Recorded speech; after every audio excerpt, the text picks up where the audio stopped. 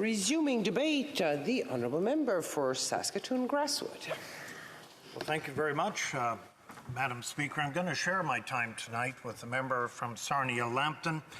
It's been really interesting sitting here listening to the debate because I have sat on the Heritage Committee for years and I went through all the testimony of C-10 and C-11.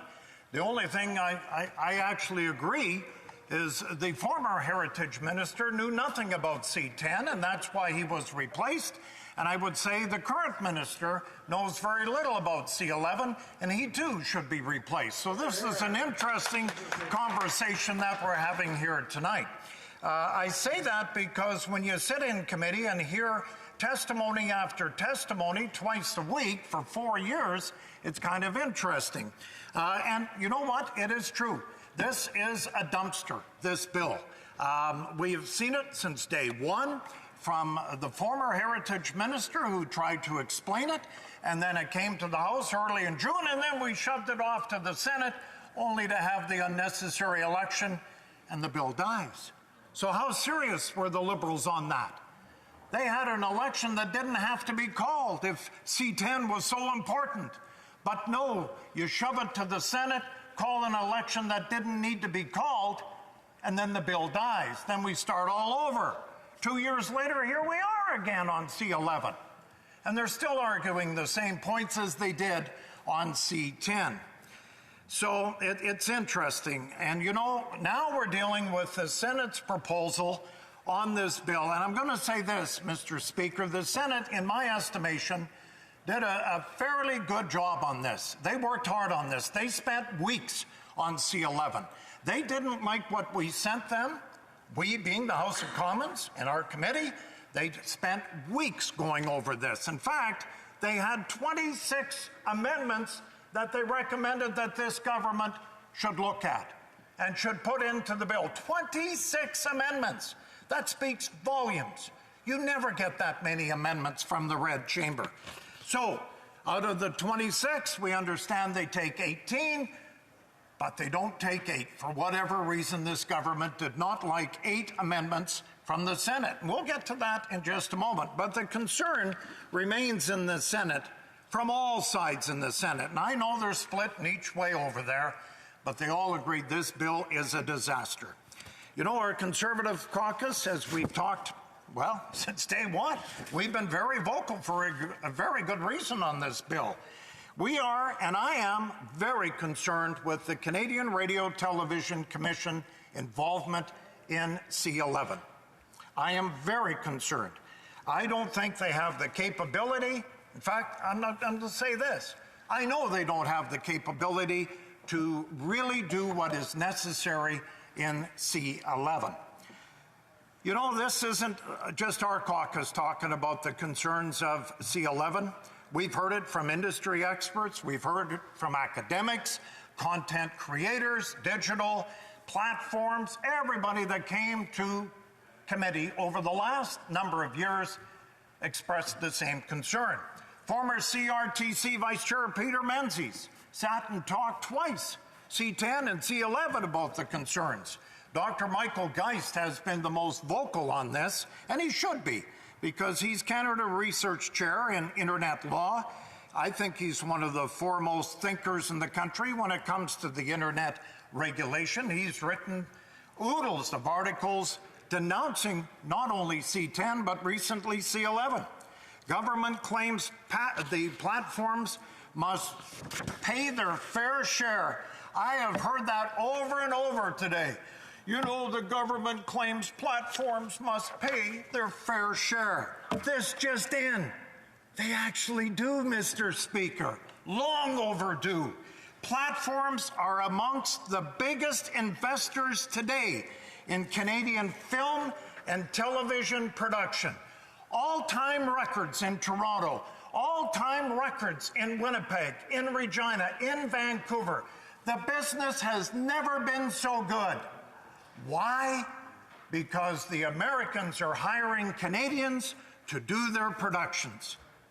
Toronto, Calgary, Regina, Winnipeg, Vancouver, I could go on and on and on. Tremendous support in this country.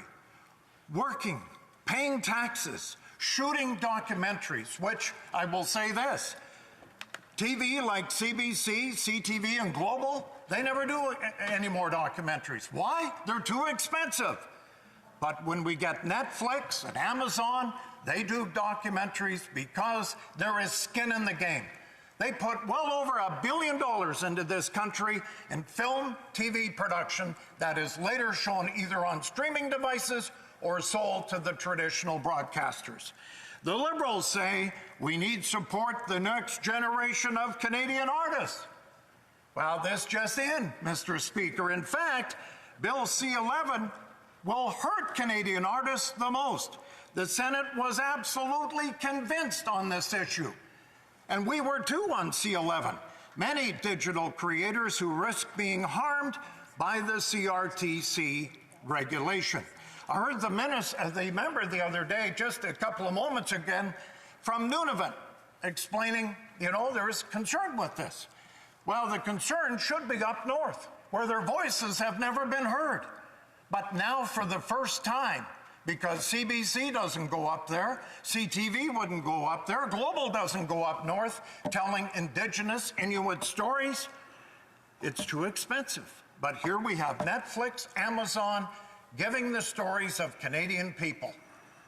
The TV and film production is at its all-time high in this country. We were told in committee by the largest entertainment workers' union that streamers, yes, streamers, are the largest employer in the section now, in their union section. No longer is it CTV. No longer is it Global, Unifor. No longer is it CBC. It is the streamers are their largest employer in the sector. See how it's grown? Listen, I'm a 40-plus year veteran of television. I've seen the decline in television, but the gap has been filled by streamers and production houses from others that had to come into this country to put money on the table to produce some of the greatest innovation that this country has ever seen. CanCon demands and higher regulatory costs means many niche streaming services from around the world, actually, my fear now is they could block Canada. The biggest concern, and I've talked about this, is regulating user content. Senate, this was one of their 8 amendments rejected by the government. I pointed that out. It appears the government wants to retain the power to regulate. Instead of listening to experts, the Liberals are catering to the needs of big telecom companies that basically hold the monopoly. They have for decades over broadcasting in this country. One more time, Mr. Speaker, I'm going to talk about the CRTC because I'm fearful of it today. CRTC, as we've seen, is a body with little or no accountability. I would argue it is one of the least effective regulatory bodies in the whole country today. It's a body that can barely handle the responsibilities that it has today. For starters, they have been totally ineffective at managing Canadian telecoms. We have the least competitive and most expensive telecommunication industry in the world. I blame the CRTC. Canadians today pay the highest prices for cell phones and internet. Many, in fact, don't even have broadband in this country. Then there's that 3-digit suicide prevention line that this place unanimously voted in December of 2020. How easy would that be to put it into action? The CRTC, in its wisdom, 1.5 years for a simple 3-digit suicide line.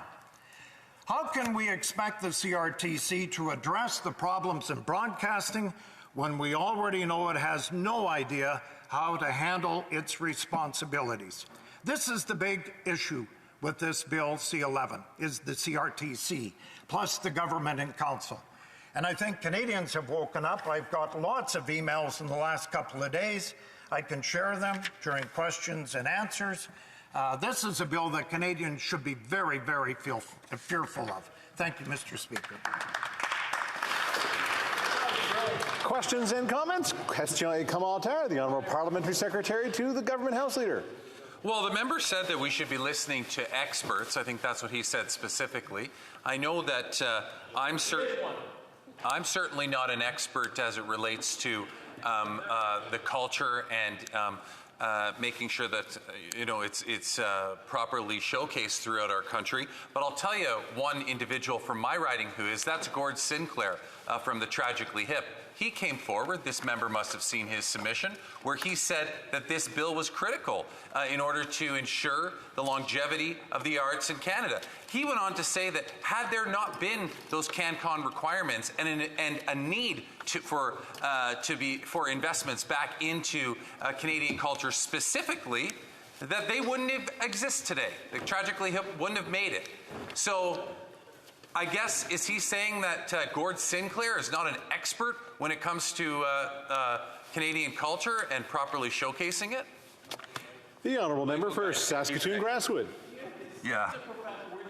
Well, thank you, Mr. Speaker.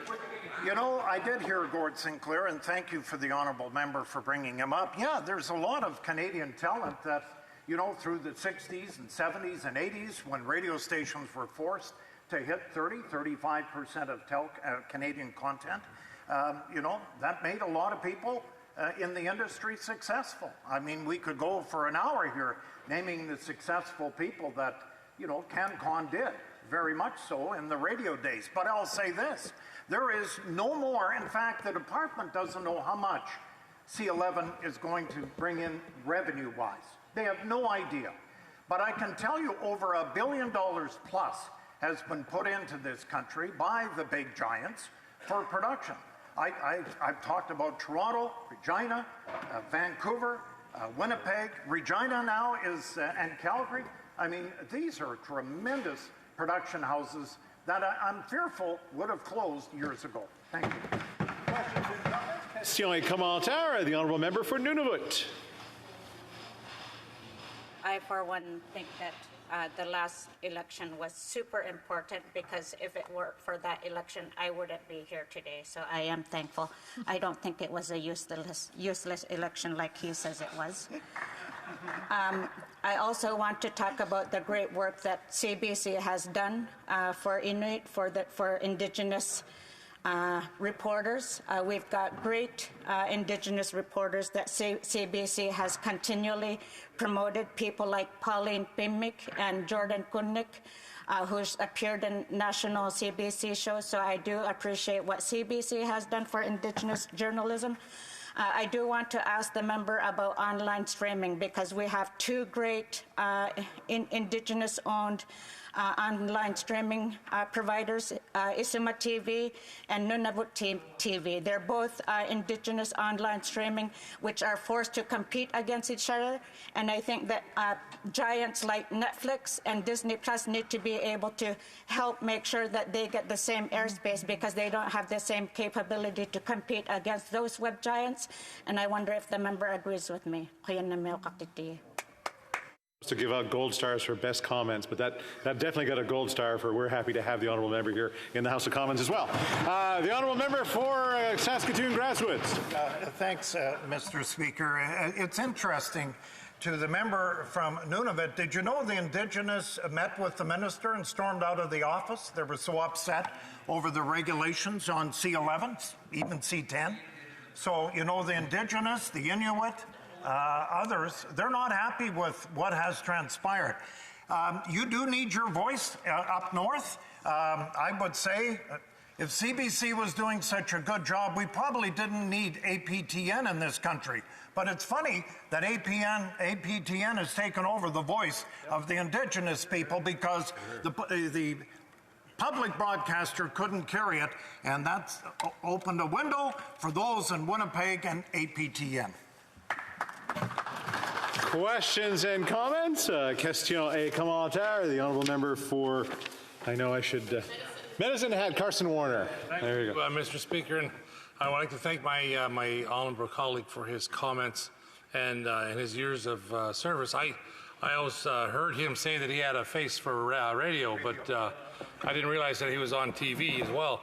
He mentioned in his deliberations that he mentioned all the emails that he got from concerned Canadians. And I wonder if he could share some of those with his House from individuals who had legitimate concern on what C-11 and how it's going to impact them.